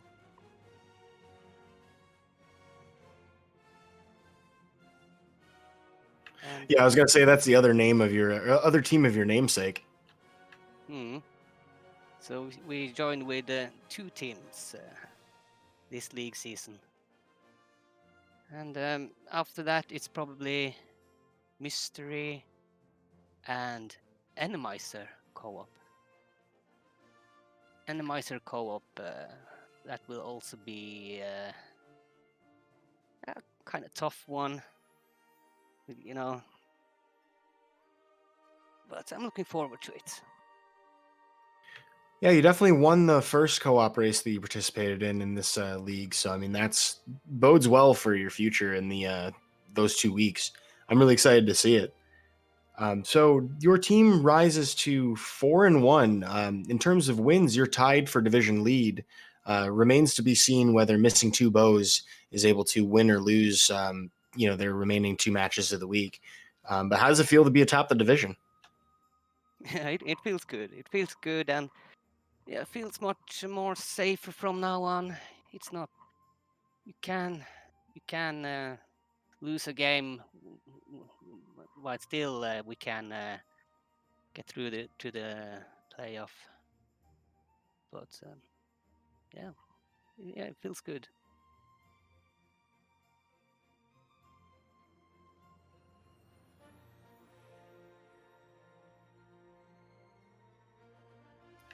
Well, as we see our opponent Drazor on Restream heading up to the top of GT now, any other thoughts you'd like to have about the seed? I know that they are probably waiting for you on the other Restream that we have on Nordic Randomizer. Yeah, they are probably waiting for me. Yeah, but it was a decent seed, I will say, because I really don't like Dark World access with the myths, because the hammer can be tricky sometimes, and if you make the wrong decisions, you can lose a lot of time then. But all in all, I like the seed. Yeah, that truly was an awful place for Hammer. Yeah. Yeah, you normally want to route in Hype Cave when you have the hammer so you can go pyramid or pod right away, but that was not the case in this seed at least. I mean, sorta at its location, but it's not easy access to Hype Cave, let's say it like that. So I started to skip Thieves Town when I get Dark World access with the myths. I just want to check out Hype Cave first, because actually there's been many times I got hammer in Hype Cave actually. So if that would have failed, you can go back to Thieves Town, Skullwoods, and so and so. Yeah, so GG's, and I will head off to the other interview now. Thank you for joining us, and congratulations again, HayfieldBay. Nice job. Thank you. Well, that was fun getting an opportunity to talk with HayfieldBay about the victory. Let's also turn our attention to Dr4z0or as he's entering his Ganon fight. Gold sword, silver arrows. This should be a very short order matchup between the two. Already blazing through the first phase. This will be Dr4z0or finishing out the seed, which both of our runners have mostly cleared. There have not been a lot of locations left unturned. And all things considered, I think they made pretty good time of this anyway. Yeah, they did. I would say times like these are pretty good. It's always acceptable, at least. I'd say it like that. It's very acceptable times. Both showcase some good skill as well.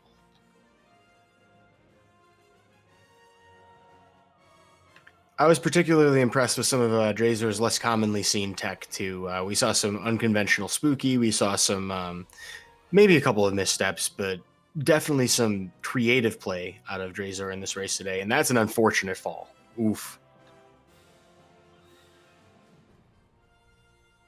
All right, well, I suppose I shouldn't speak so highly of somebody when they're at the final push, but thankfully, Ganon's not that rough of a fight with this equipment. Should be a very quick finish anyway. True, and I mean, everyone falls at some point at Ganon, and rather have it at this situation than it actually costing you a race. Yeah, the pressure's a lot less on you when you know that like the race is already finished. I do admire Dr4z0or for finishing this out too. I mean, most of the time, I think a lot of people when they're heading into GT, they either minimize their race time window or they open it. Just trying to figure out, hey, has the race already finished or not? By now, Dr4z0or definitely knows, and of course, there is the 10-minute stream delay too. So I imagine Dr4z0or's probably tuned in at this point. Yeah, so I mean, finishing this out for posterity, proving you finished the seed, I admire that a lot. Yeah, I agree with you on that one. Wanting to finish the sheet shows a kind of determination that you at least want to finish it. So I respect that as well. And of course, while Dr4z0or's finishing up this Ganon fight, one last reminder, folks, they are not done with the league. The two players from today, both of them will be racing for the consecutive weeks up ahead. Both of them came into this 2-0, so Dr4z0or still got at least another 2 more matches minimum.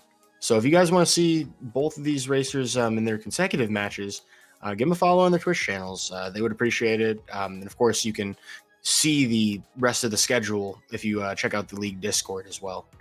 So as Dr4z0or finishes up the Ganon fight, we'll be crossing over the finish line here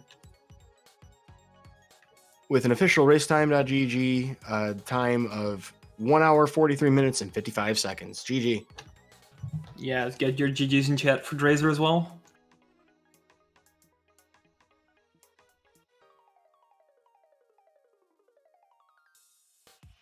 Taking a look at things, I believe Dr4z0or probably won't be joining us for the interview. English is not his first language, and we understand that. So does look like he did wish his opponent the GG as well. So we want to congratulate Dr4z0or in finishing this seed. And I believe if you he might actually be joining the other restream for the sake of an interview. I'm not certain on that. But yeah, definitely want to congratulate him on the race and looking forward to seeing the rest of his races. Yeah, likewise, obviously, the GGs for the race, and we'll see more of we'll see and hear more of the racer, definitely. I'm looking forward to what he's going to run, in which weeks he's actually going to play.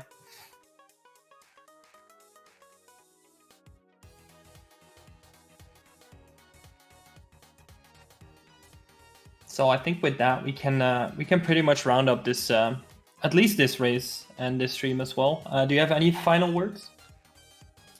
Yeah, you have the schedule in front of you, folks. You see it on screen now. A lot of races to look at here for the Open League on the left and the Invitational League on the right. Tonight, we actually have some on Speed Gaming and Speed Gaming 2 for the Invitational League. Some high-profile matches, even Fear Agent himself. And if you guys want to get involved, as we mentioned before, check out the League Discord.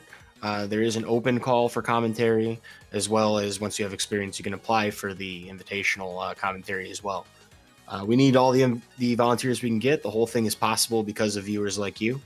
And we greatly appreciate you for tuning in. I've been UDAM Mystic, Wired Wiki. By all means, take a last word. Pleasure doing comms with you. Yeah, likewise. It was. I had a lot of fun with the race, with the commentary as well. And yeah, thank you for commenting as well. Thank you to Hiachan for tracking everything. Thanking Emirates for the restream. And everyone watching. It has been a blast, and yeah, I'm looking forward to the next one. Alrighty, with that, folks, we will be signing off. Have a wonderful day.